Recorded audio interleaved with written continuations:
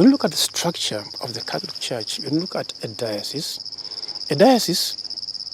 as a section of the people of God under the administration of a bishop is like a family of the people of God taking care of very many things.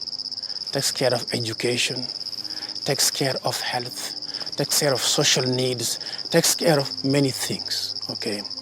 A few years ago, when I was being formed as a seminarian, I had a bit of experience like that. It was very easy when you wanted to build a church, for example. Just wrote a project, forwarded it, the money came, you began the construction of a church. The construction of churches still continues today. We still need to construct the churches because the African church is still growing.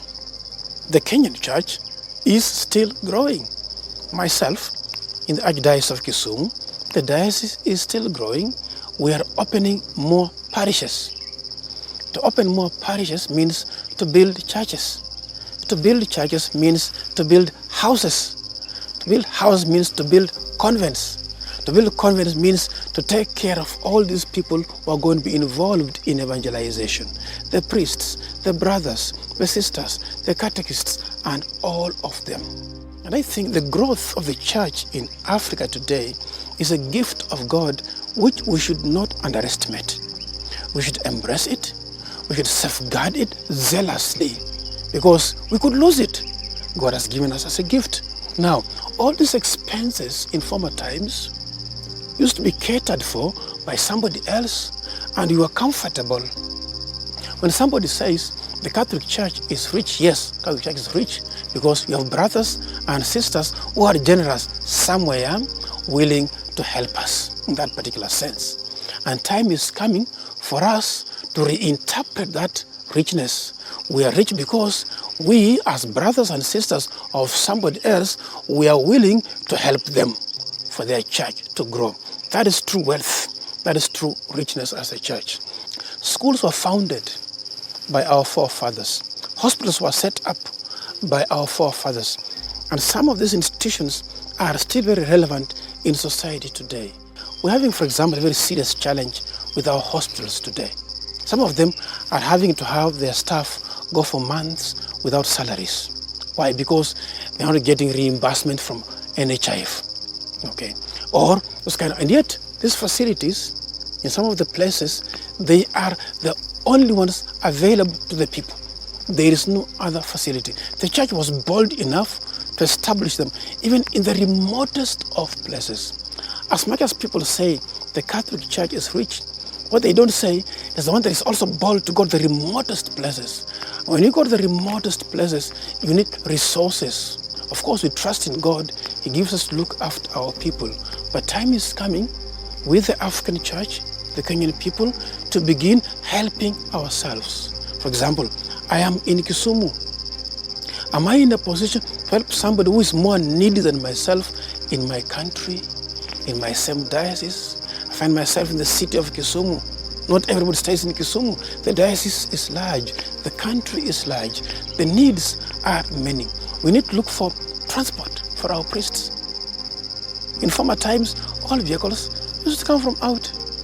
Today, for priests to serve, we still have to buy the same vehicles. Where do we get the money to buy them? They must come from our people.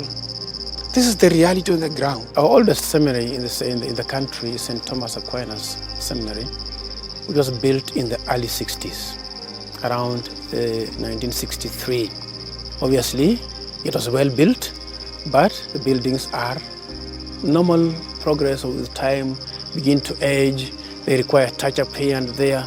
Sometimes they require renovation that is very expensive and very substantial, which actually is happening in St. Thomas Aquinas now. Massive renovation for it to serve the next generations. Now the massive renovation of the seminary, like St. Thomas Aquinas Seminary, again, as I've explained, the kind of money used to get from out many years ago. Today, that money, we have the source for it locally to sustain, maintain our seminaries to serve the next generation.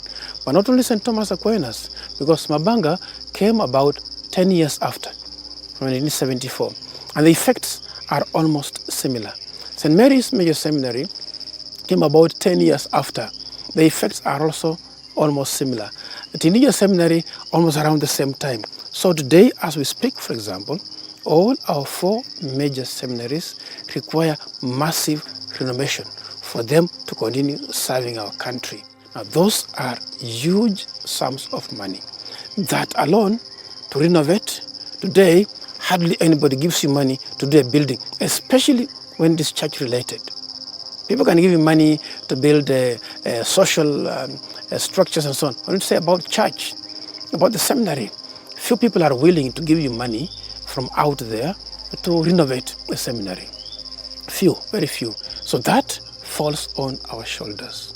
So one of the things actually that pushed us and moved us to think about the endowment fund is the realization that eventually we have to look after the physical structures of our seminaries as well, ourselves as the African church, as the Kenyan church. Actually, we're going to come to a situation whereby some of the buildings we have today are completely going to be condemned. They can no longer be used for educational purposes in our country, in our institutions. We need to build new seminaries altogether because we have vocations. For the next foreseeable future, I can assure you we have vocations in our country. And the structures of our seminaries as we have them today, I don't see them some of them lasting beyond 10 years. Now, that is a very short time when it comes to building institutions. We need to begin investing and planning as a country. How are we going to rebuild our seminaries? That's the hardware. Now, the software. We need recurrent expenditure of the seminaries.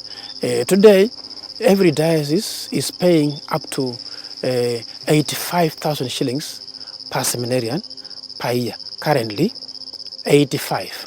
Okay, but that's because another small amount is still being given by friends. Okay, that means the formation of a seminarian in a year, the fee required per seminarian per year is coming to around 140, 130. Okay, the amount of money we require to keep a seminarian in the seminary for tuition fees, not counting medical issues, not counting things like books, not counting transport, not counting the other things not counted. Yes, for tuition purposes, you need about 140,000 shillings to maintain a seminarian in the seminary.